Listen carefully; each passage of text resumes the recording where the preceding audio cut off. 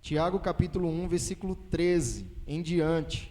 Ninguém ao ser tentado diga: sou tentado por Deus, porque Deus não pode ser tentado pelo mal, e Ele mesmo a ninguém tenta. Ao contrário, cada um é tentado pela sua própria cobiça, quando esta o atrai e seduz. Então a cobiça, depois de haver concebido, dá à luz o pecado, e o pecado, uma vez consumado, gera morte. Não vos enganeis, meus amados irmãos, toda boa dádiva e todo dom perfeito são lá do alto, descendo do Pai das luzes, em quem não pode existir variação ou sombra de mudança, pois, segundo o seu querer, Ele nos gerou pela palavra da verdade, para que fôssemos como que primícias das suas criaturas. Querido Deus, esta é a tua palavra e ela é poderosa, ela é infalível, ela nos instrui, nos corrige, nos ensina e nos mostra o caminho a ser percorrido por nós. E nós queremos te agradecer que nesta noite, Pai, haja entendimento da mesma e que o Senhor Jesus nos abençoe grandemente em nome de Jesus. Amém e amém. Que maravilha! Hoje eu quero que você acompanhe comigo a palavra do Senhor. Certamente, através dela, o Senhor falará muito aos nossos corações. Então, queridos, nesse texto eu quero trazer para os irmãos essa temática, vencendo a tentação. Diga comigo assim: vencendo a tentação. Algumas pessoas dizem em alguns momentos o seguinte: pastor, eu pequei porque o diabo me fez pecar. Eu caí naquela cilada porque o diabo armou uma armadilha contra mim e eu caí. Ou então, muitas pessoas falam: a provação é muito grande, por eu ser muito provado, eu caí. Mas será se isso é bíblico? Se não estiver na palavra, não tem fundamento. Ou está na palavra, ou não tem como nos ensinar. Eu dividi aqui em alguns pontos, e você vai acompanhando. Em primeiro lugar, Tiago escreve esse texto porque possivelmente os crentes ali naquela igreja estavam, de uma certa forma, interpretando que Deus estava fazendo eles cair em tentação. A culpa de alguma coisa poderia até ser de Deus. Vocês lembram de Adão e Eva? Adão peca porque Eva também peca. Agora o jogo de conversa é mais ou menos assim: Adão, vem cá, por que você pecou? Disse: a mulher que tu me deste, essa era a responsável. Aí Deus diz: Eva, e aí? Diz: foi a serpente, foi o diabo. Então, havia um jogo de culpa para lá e para cá. Ninguém assumia a conta. Onde, na verdade, se você for analisar, Adão estava dizendo que a culpa era de Deus. Se você for analisar o texto, Adão está dizendo: a mulher que tu me deste. Para pensar. É como se Adão estivesse dizendo assim: olha, Deus, a minha vida aqui estava tranquila, eu estava em comunhão com o Senhor, tendo toda a situação boa aqui, mas de repente tu me dá a mulher, eu não te pedi, e aí você me dá essa mulher e agora eu caio. É como se Adão, a síndrome adâmica, está a todo momento sobre as nossas vidas dizendo: a culpa não é minha, afinal de contas eu sou humano, e todo humano peca. O pecado aqui que Tiago vai trabalhar não é o pecado da incredulidade não, viu? Existe a diferença entre o pecado da incredulidade que leva o homem para o inferno e o pecado que Hebreus fala: segui a paz com todos e a santificação, sem a qual ninguém verá o Senhor. É aquele pecado que você, por muitas vezes, leva como estimação. Aquele pecado que muitos crentes não abrem mão. É a mentira, é a fofoca, falar mal de alguém, São situações que vão afastando e levando o crente à morte espiritual. Então, Tiago aqui escreve essa carta, porque possivelmente os crentes em algum momento ali estavam dizendo e possivelmente culpando a Deus. Então, Tiago aí no versículo 13 diz: ninguém, ao ser tentado, diga, sou tentado por Deus, porque Deus não pode ser tentado pelo mal, e Ele mesmo a ninguém tenta. Então eu quero que você entenda que eu e você precisamos conhecer 3 pontos fundamentais nesse texto. O primeiro é a fonte da tentação. A fonte no sentido de origem. Por que eu tenho uma vida ainda de pecado se eu tenho prazer apenas na lei do Senhor, como diz o Salmo 1? Bem-aventurado o homem que não anda segundo o conselho dos ímpios, não se detém no caminho dos pecadores e nem se assenta na roda dos escarnecedores. Antes o seu prazer está na lei do Senhor, e na sua lei medita de dia e de noite. A sua lei, a sua alegria é a palavra de Deus. Entenda esses 3 pontos nessa noite. A fonte da tentação. Não combata simplesmente a febre. Se você combate a febre, você está fazendo com que o seu corpo cale a boca, porque na verdade a febre é um grito do corpo dizendo tem alguma coisa errada aqui dentro. E aí você simplesmente toma um remédio contra a febre e não procura entender a origem do problema. Pode ser qualquer coisa, mas a gente usa mais ou menos o seguinte: acaba com a febre e pronto. E a febre vai voltar novamente. E aí ela vai ficar voltando, até quando o negócio vai ficando pior. O certo é saber de onde está vindo essa febre. É uma infecção? É bactéria? É um problema no pé, na cabeça? Onde é o problema? Nós precisamos averiguar onde é o problema. E Tiago aqui mostra onde é o problema. O segundo ponto que eu quero trazer é o curso dessa tentação. Qual é o caminho que ela vai andar, na minha e na sua vida? Em terceiro lugar, pastor, eu só vou saber a fonte, eu só vou saber o curso, e não vou saber como fazer para resisti-la, para sair dela, para enfrentá-la. Não, a palavra nos dá os recursos que nós precisamos ter para superar de fato e de verdade a tentação. Então, o primeiro ponto sobre qual é a fonte da tentação. Então, o primeiro ponto que eu quero trazer aqui no versículo 13 é que as tentações não vêm de Deus. Querido, em nome de Jesus, nunca pense que Deus está lhe tentando, porque a fonte da tentação não é Deus. Nunca será Deus, porque a Bíblia diz aí que Deus não tenta a ninguém. Nós somos especialistas em evasão. Evasão é você, quando for questionado, sai de fininho, foge da situação, mas de fato não resolve ela. Você apenas está mudando de direção, mas não vê de fato e de verdade aquilo que precisa ser confrontado. O que Tiago faz aqui? Confronta o pecado em amor. Confronta o pecado. O que a Bíblia nos faz? Nos confronta. Como é que eu sou lavado pelo sangue de Jesus e quero viver uma vida de mentira? Não pode. A tentação não vem de Deus.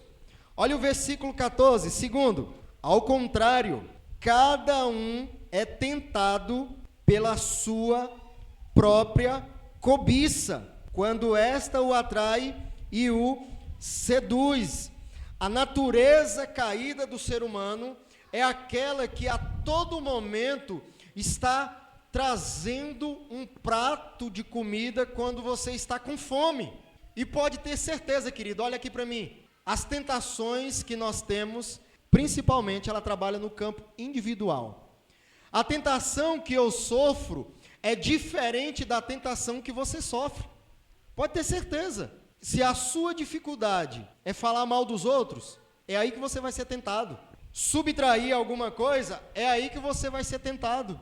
Aprender a ser obediente, é aí que você vai ser tentado. É na sua casa, no sentido que os seus familiares ficarão a todo momento dizendo assim, agora você diz que é crente, cale a sua boca, você é crente. Eu já até falei para você, um cara que tanto ouviu que o crente não pode isso, não pode aquilo, não pode isso, não pode aquilo. Aí um dia ele estava revoltado da vida e chegou alguém e deu uma bofetada nele. Pá! Ele disse, cale a boca porque está escrito que se você levar de um lado, você tem que virar o outro. O crente já estava zangado na carne, ele virou a outra mão e pá!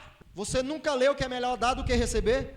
Claro que isso daqui é a carne falando, mas tem hora que nós somos tão tentados, mas tão tentado, que a carne vem à tona e você, pá! E o diabo a todo momento está colocando na nossa mente, vira do outro lado. Está na Bíblia, tá?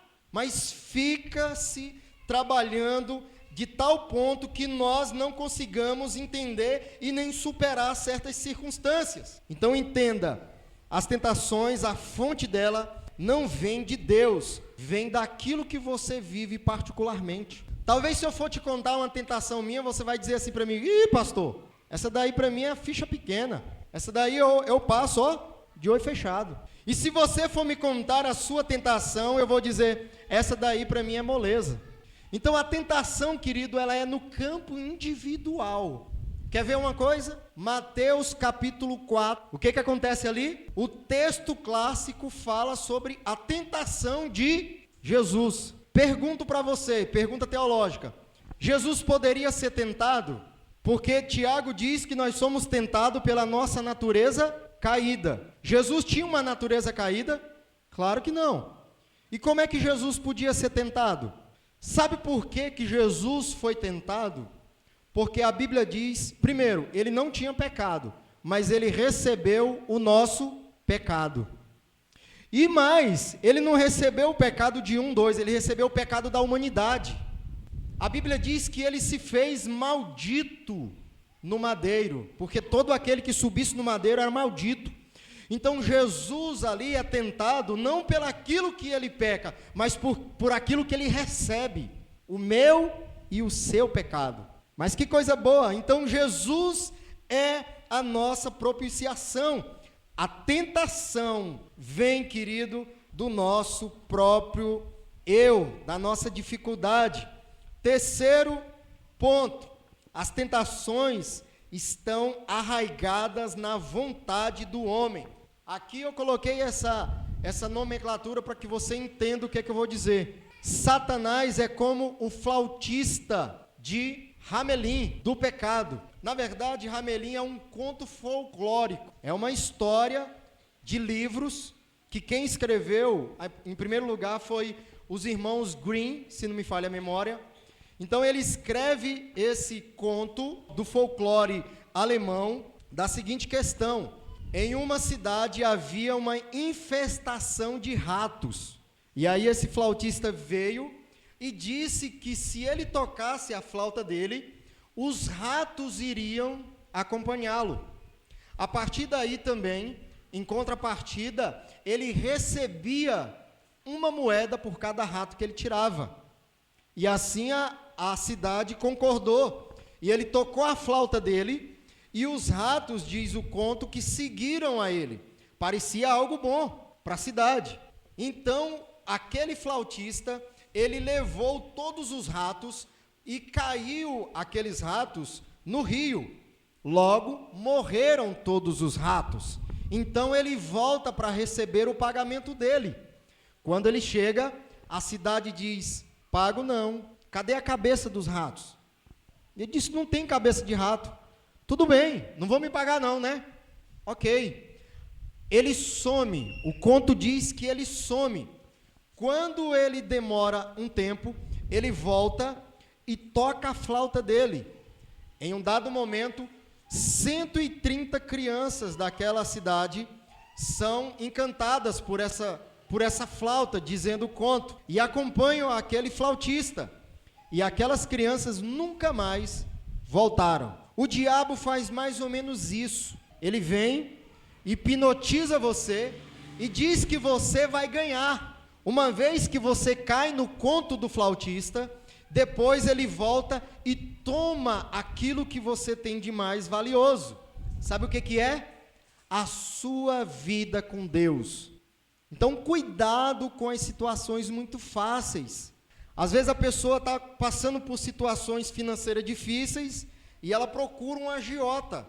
É como se fosse o conto de Hamelin. É o flautista, vem com uma solução, mas o preço por trás daquilo é muito mais caro do que simplesmente levar os ratos. 130 crianças. E o conto ainda diz que nunca mais se viu ratos e nunca mais se viu crianças naquele local. Então, queridos, a fonte da tentação não é Deus, segundo o texto, a fonte da tentação sou eu, a minha natureza caída. Além disso, o inimigo tentando potencializar a minha natureza caída.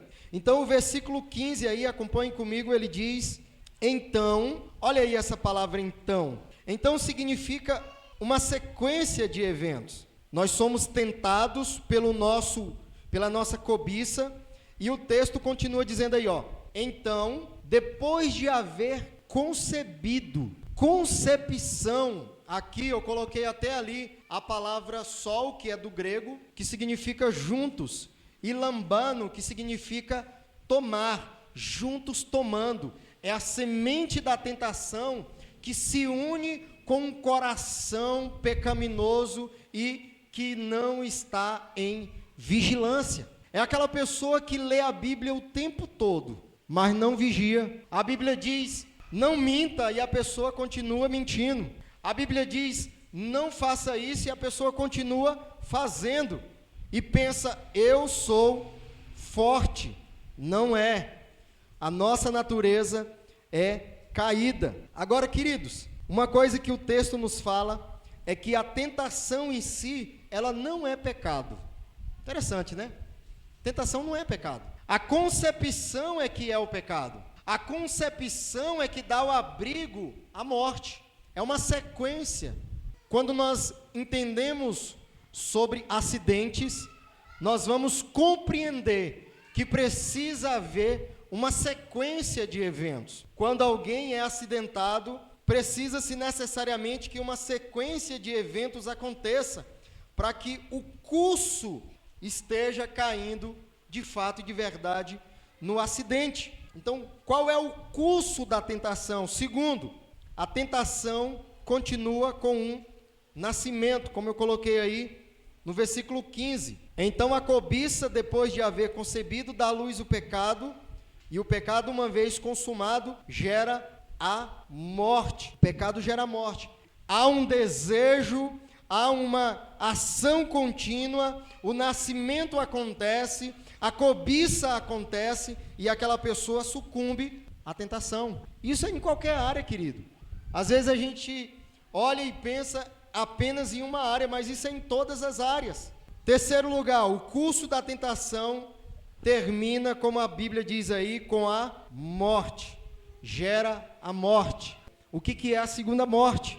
É a separação de Deus para sempre. Então a morte é thanato, é a morte espiritual. Quando o pecado de fato é executado, o amor morre, a influência morre, a alegria morre, a paz morre, literalmente a pessoa morre. Querido, deixa eu te falar uma coisa aqui, ó. A santificação para o crente é algo contínuo. Se você não fugir dessas circunstâncias, pode ter certeza, você vai deixar de amar. O crente tem um brilho no olhar, que na hora quando ele começa a entrar no pecado, ele vai perdendo esse brilho. Ele vai perdendo. Ele perde. É só você olhar para a vida de alguém que está em comunhão com Deus e alguém que não está em comunhão com Deus, que dá para ver de fato e de verdade no olhar, no semblante. Alguém que vive no pecado, é crente, sim, mas que vive no pecado, não tem cuidado com a questão da tentação. Ele é uma pessoa que murmura demais, Esse trabalho aqui é muito ruim. Esse trabalho aqui, sinceramente. Essa igreja é desse jeito. O louvor eu não gostei. O pastor pregou hoje desse jeito. Não sei o quê. Isso aqui. Esse lugar é muito pequeno. Só tem pouca cadeira. É alguém que vive no pecado. Mas pregou hoje desse jeito, eu não gostei. Então a pessoa vive procurando defeito. Esse meu trabalho é ruim. Se eu estivesse ganhando mil reais a mais. Se não sei o quê. Então ele está sempre murmurando. O problema é do governo. O governo é que é ladrão. Porque esse povo, não sei o quê. Então a vida da pessoa é murmurando porque de fato ela está morrendo espiritualmente. Você olha para ele, você vê se tem alguma palavra de vida, não tem. Você está em uma reunião e todo mundo sabe que você é crente, aí a pessoa diz assim, fulano, qual é a sua opinião? Começa a tremer, começa a faltar o fôlego, meu Deus do céu, eu não consigo falar no meio de gente. Que isso? Você é luz, e pode ter certeza, onde você estiver, as pessoas vão dizer, fale, nós queremos te ouvir. Mas se você estiver sucumbindo à tentação do dia a dia, aquilo que é individual para você, você vai morrer o seu amor. A sua influência vai acabar. A sua alegria vai acabar. A sua paz também vai acabar. E finalmente a sua própria vida espiritual, sobretudo. Você já ouviu falar no crente repelente? É aquele que expulsa todas as outras pessoas de perto dele. É aquele que na hora quando bota aí ele joga um bocado de murmuração assim,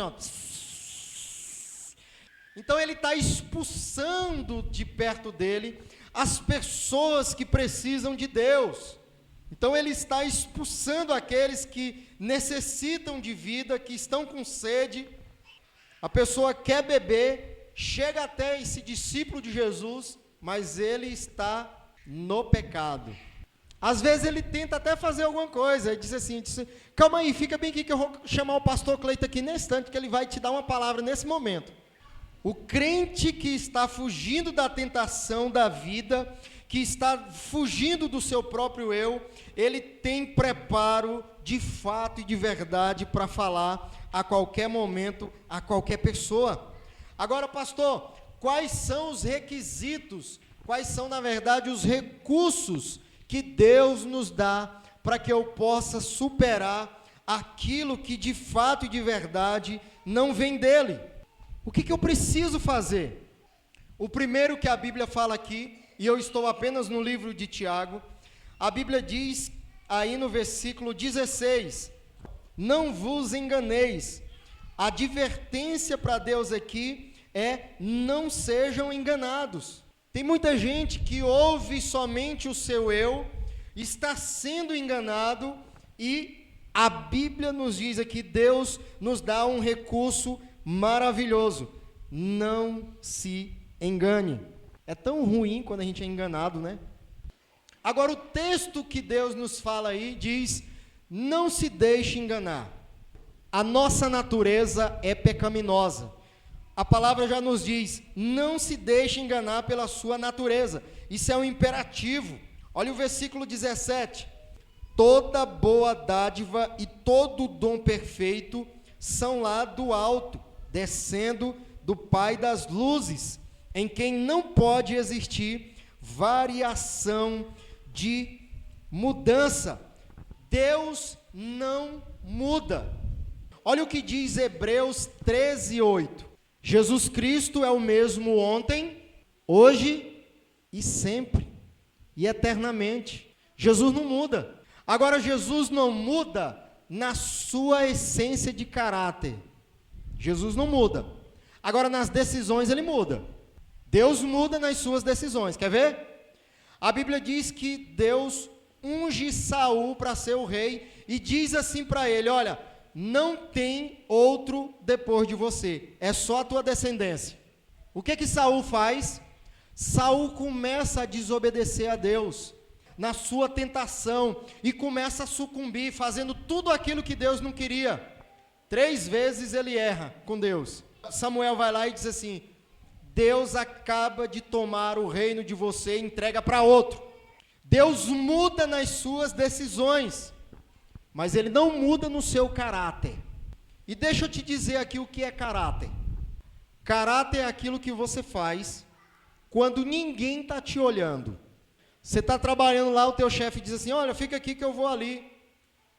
E aí eu quero que você faça isso. Aí você, não, tudo bem. Na hora que o teu chefe sai, aí você, Tem muito tempo agora para descansar. Não, vamos só enrolar aqui mesmo, porque ele não está aqui mesmo. Isso é você. Agora quando o seu chefe está perto, aí o seu chefe olha para você e diz, rapaz, mas é trabalhador. Não. Você está mentindo. Isso é um desvio de caráter. Na verdade, nós somos aquilo que nós somos quando ninguém está nos vendo. Grave isso no seu coração, meu querido, em nome de Jesus. Caráter é aquilo que você é quando ninguém está te olhando. Agora, você sabe quem é que muda caráter? Só Deus. Só Deus muda o caráter do homem. Ninguém consegue mudar o caráter de ninguém, somente o Senhor Jesus. Versículo 18. Pois segundo o seu querer, Ele nos gerou pela palavra da verdade, para que fôssemos como que as primícias das suas criaturas.